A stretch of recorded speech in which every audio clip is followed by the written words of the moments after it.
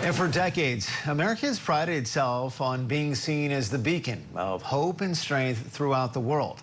But that image is changing, and not for the good, according to a new poll. Scripps News national correspondent Katie Tubman joins us now from New York, and she's got the results of a new Pew Research poll. Katie, this poll surveyed people outside of the U.S. What does it tell us?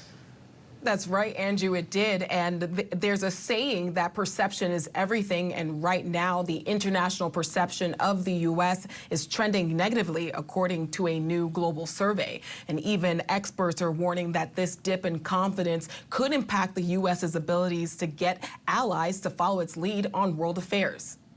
More than half of the people in key U.S. allied countries have no confidence in President Trump's leadership in world affairs. That's from polling that looked at how the U.S. is perceived on policy, personality, and leadership. This whole survey is really, in some ways, about the United States' soft power and where we stand in terms of being able to persuade countries to do the things that we want them to do.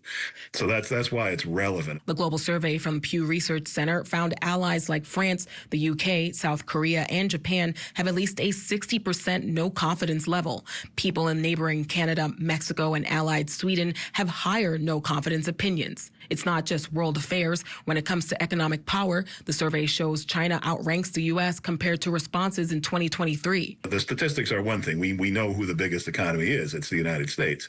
But in terms of, where the future is, there's real competition between the two countries. And most people describe Trump as arrogant and dangerous. And even among people who don't like what Trump is doing and don't like his personality, still perceive of him as being a strong leader. Ratings of the U.S. improved since last year under President Biden in Israel, Nigeria, and Turkey. And unsurprisingly, U.S. perception was favorable with populists in Europe. Even the most isolationist person has to acknowledge that the United States physically cannot separate itself from the world. The oceans aren't as effective as they used to be at keeping us away from what goes on the rest of the planet that we share.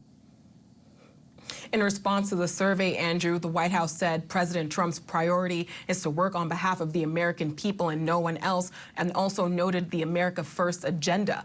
Now, when it comes to his favorability in the U.S., President Trump has a 42% approval rating, according to a June Reuters Ipsos poll. That rating has remained unchanged from a previous poll in May.